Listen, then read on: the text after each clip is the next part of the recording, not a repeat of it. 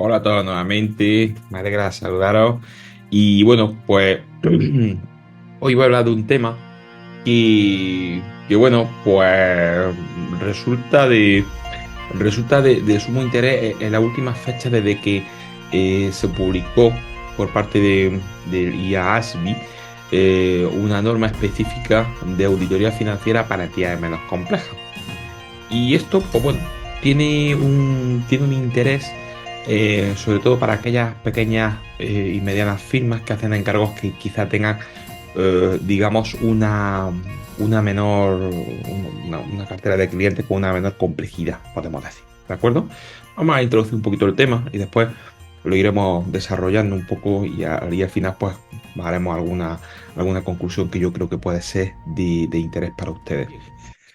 Vamos a hablar de la NIA 200, que es una NIA, digamos, que marca un poco las bases, podemos decir entre comillas, como si fuera el marco conceptual de las normas internacionales de auditoría, en las cuales hay un párrafo específico, el 19, que dice, bueno, pues que como es normal, el auditor pues debe conocer el texto completo de las NIAs. Quizás el principal hándicap que tiene este texto, aparte de que técnicamente pues es más complejo y se ha ido, digamos, ha ido creciendo su complejidad con las nuevas NIAs, ¿de acuerdo? Es que aproximadamente estamos en torno a las 1100 páginas, en este caso pues 1091 páginas aproximadamente, según los últimos textos normativos publicados, ¿de acuerdo? Esto es un punto importante. En estas NIAs que conocen ustedes, bueno, pues se habla de referencia específica a auditorías de pequeña dimensión en las NIAs actuales. Por ejemplo, en el caso, aquí tenemos dos ejemplos, en el caso de la NIA 520, entonces dice, bueno, pues que algunas entidades de pequeña dimensión pues pueden no disponer de información financiera intermedia mensual para hacer procedimientos analíticos y entonces da una serie de indicaciones de procedimientos analíticos limitados para planificar la auditoría. Sin embargo, digamos que esta referencia a entidades de pequeña dimensión o en cierta forma menos complejas queda como muy abierto, ¿no? Es decir, no hay, digamos, no hay una solución específica, digamos, para ese tipo de entidades, ¿de acuerdo? Bien. La nueva NIA, para entidades menos complejas, en cuanto al pronunciamiento final, aquí tenemos la portada, que fue en diciembre del año 2023. Pues bueno, el texto pues, es sensiblemente reducido, poco menos poco más de la décima parte del texto, como has visto al principio, que es la totalidad de las NIAs. Decir que esta NIA para entidades menos complejas pues también contiene normas de calidad, ¿de acuerdo? Esto también es importante tenerlo en consideración. Bien, ahí está. Digamos que en cuanto a las características, pues digamos que es una norma independiente y que en cierta forma podría aplicar aproximadamente al 90% de clientes de la cartera, lo cual la convertiría automáticamente en la norma más aplicada. Es decir, estamos hablando de una norma específica para este tipo de entidades y que excluiría al resto de las normas internacionales de auditoría. Claro, alguno puede pensar, bueno, pues esto es una auditoría más de un carácter más limitado, ¿no?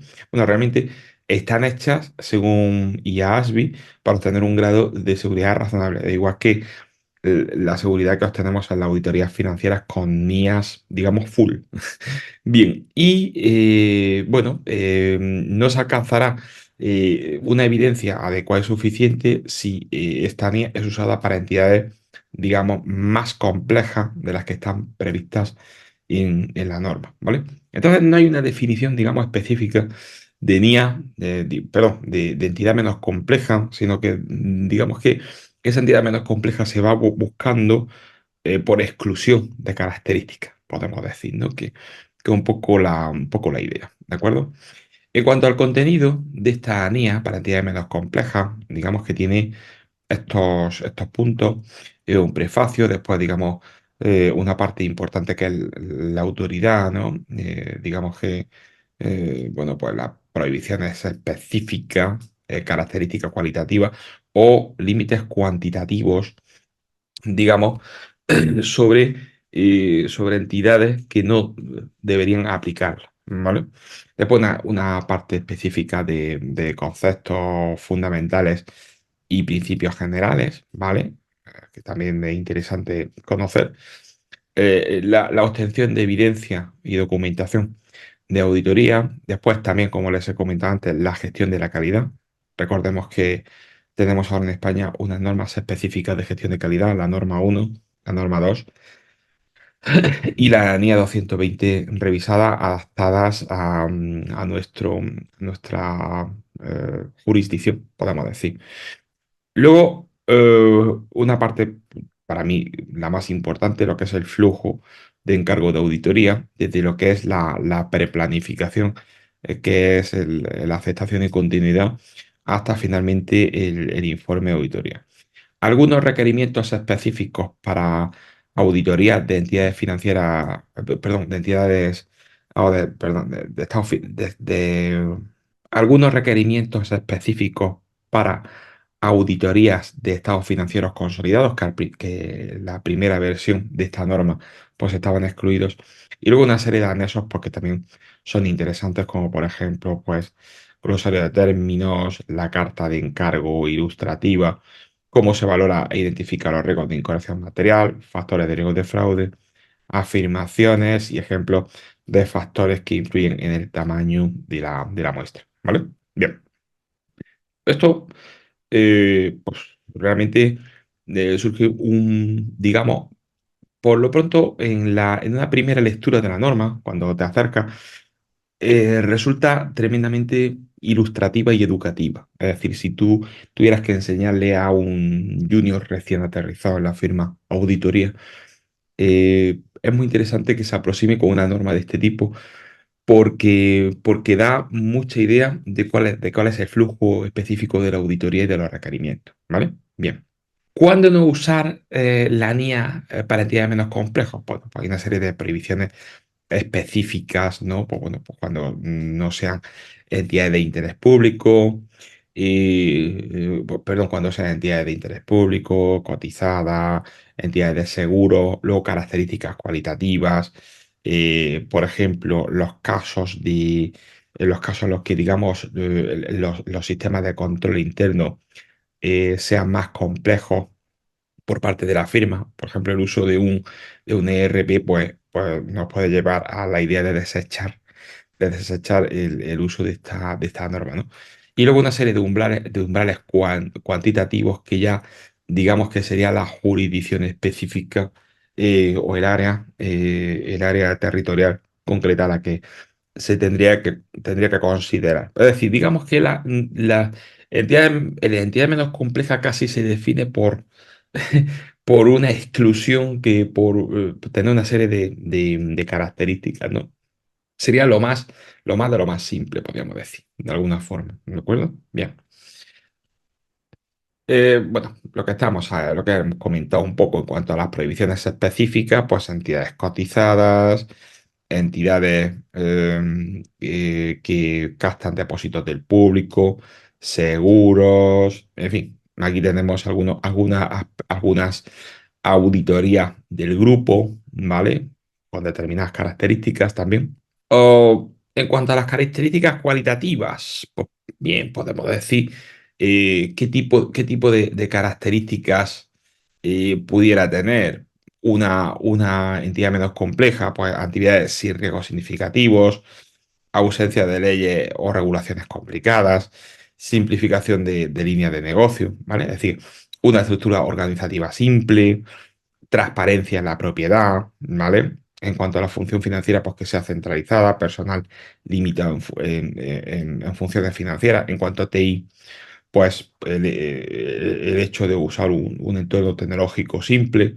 ¿Vale? Es decir, digamos, como vemos en esta característica, en esta transparencia, pues una serie de características que nos hacen pensar que el cliente es el adecuado. Claro, nosotros ustedes piensen que antes de aplicar esta norma, si finalmente se aplica en la jurisdicción pertinente, pues este análisis hay que hacerlo previamente antes de aceptar el cliente, porque a lo mejor nosotros estamos aceptando un cliente como menos complejo, ¿vale? Y realmente luego en el transcurso de la auditoría, pues resulta que hay algunas de estas características que por el motivo que sea surgen. Y entonces, pues tendríamos, digamos, a priori un problema, primero de enfoque de auditoría y también, lógicamente, un problema de tipo contractual, ¿vale? Pero esto en el momento en que se pudiera aplicar esta norma, que todavía, por ejemplo, en España, pues es un tema en el que hay una cierta susceptibilidad. Y bueno, ya veremos a ver qué se aplica y cómo se aplica, ¿vale?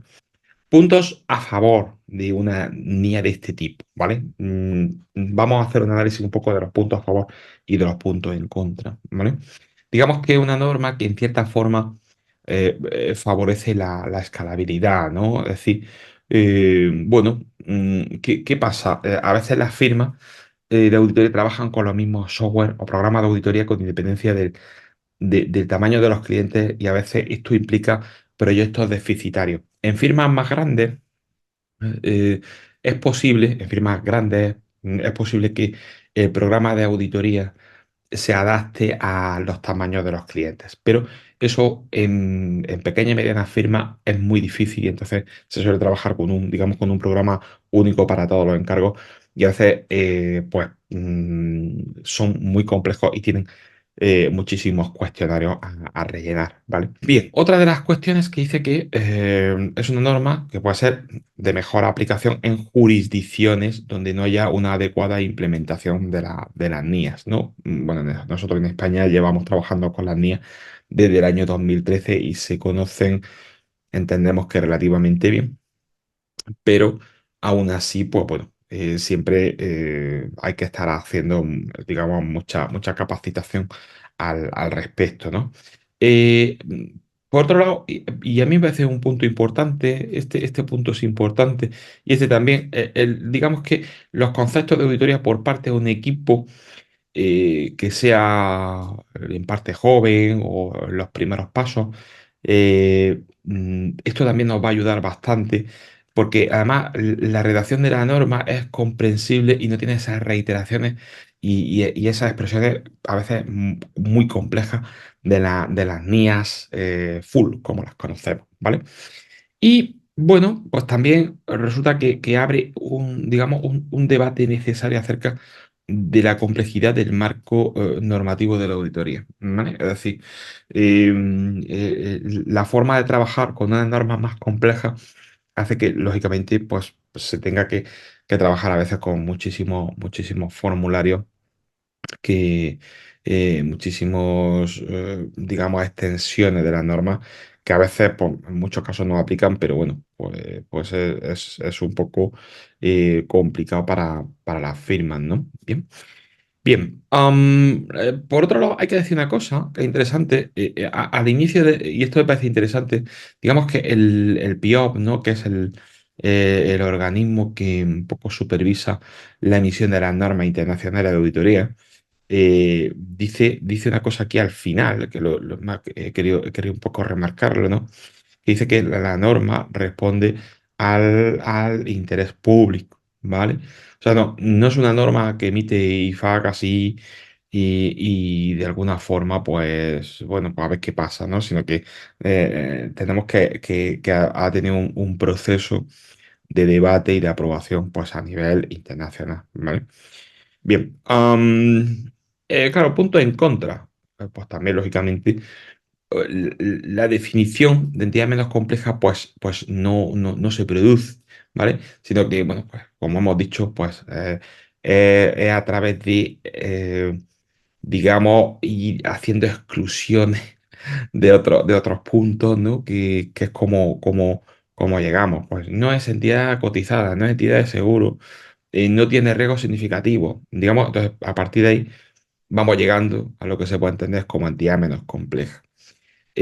Como hemos dicho anteriormente, posibles problemas en lo que se llama el contrato o el compromiso. Aceptar un encargo bajo premisa de entidad menos compleja eh, para posteriormente, debido a la evaluación de riesgos, pues tener que modificar el encargo, ¿vale? Y luego, si es que se puede, claro. Y a nivel, perdón, a nivel europeo, por ejemplo, la COESA o el CEAOP, que se le llama, ¿no? Por su sigla en inglés, indican que estas normas no deberían emitirse. Es decir, digamos, a nivel de la Unión Europea, el supervisor digamos, el comité de organismos supervisores, de, por ejemplo, a nivel de todos los países europeos, pues dice que no se, digamos que se opone a esta norma, ¿vale? Alguna serie de argumentos que nos dice el CAO, ¿vale? Bueno, digamos que tiene eh, preocupaciones sobre el proyecto. Entonces dice que la adaptación a la complejidad ya está incorporada en los estándares actuales. Bueno, se cuestiona la necesidad de un estándar separado, de alguna forma que provoque una fragmentación del mercado de auditoría.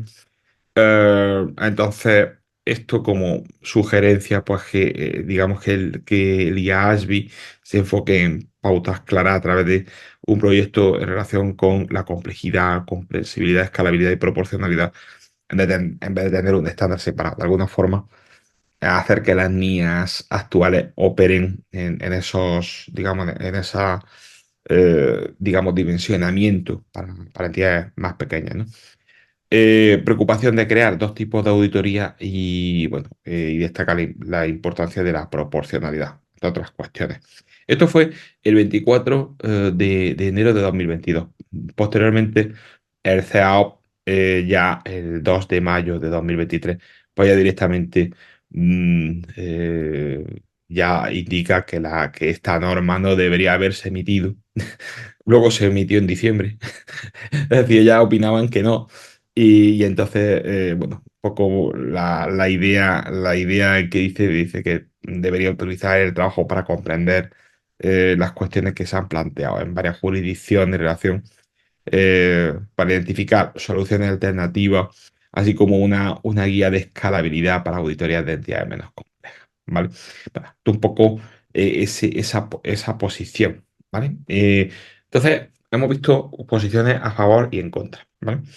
Algunas conclusiones que son importantes. Aquí tenemos el pensador de Rodin, que nos puede un poco ayudar a lo que yo voy, que es un poco a la reflexión, ¿no?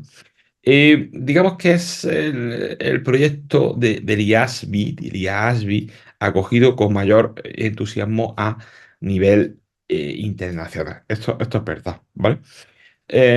Digamos que va a ser difícil, digo que hay cierta susceptibilidad de implementación en jurisdicciones donde, digamos, el avance, lleva un avance mayor en la implementación de las NIAs tal y como se conocen. Y aparte, pues hemos visto un poco porque quizás los supervisores nacionales, pues quizás no tengan, por ejemplo, en Europa, pues le esté costando un poco entender esta cuestión. No entender, sino las posiciones, pues como hemos visto hace AOP, que no se deben emitir. Pero, sin embargo, independientemente de que finalmente se implemente en las diversas jurisdicciones la norma o no, digamos que el proyecto nos está ayudando a reflexionar acerca de si es necesario reconsiderar la aplicabilidad de la NIA en base a de la NIA en base a la escalabilidad o a la complejidad. Es decir, de alguna forma sí que es cierto que puede ser que finalmente la NIA, la NIA para entidades menos complejas, posible que en algunas jurisdicciones no se aplique, pero eh, sí que hay un momento de reflexión en relación a ver si la complejidad del marco normativo, tal y como está diseñado actualmente, es buena o no para la profesión, ¿vale? Entonces, yo creo que esa reflexión y ese reconducir las normas hacia unos escenarios más asumibles por parte de las pequeñas y medianas firmas y entendibles, no solo por los socios, que lógicamente, sino por los equipos, también lógicamente por los clientes, pues todo esto, yo creo que en el fondo sí que esa reflexión y ese encaminamiento futuro sí que va a ayudar a mejorar el desenvolvimiento de la profesión, ¿de acuerdo? Así que nada, por mi parte, pues nada, muchísimas gracias. Pongo preguntas por si alguien quiere hacer algún tipo de pregunta a YouTube y estoy a su entera disposición para cuando necesite. Muchísimas gracias.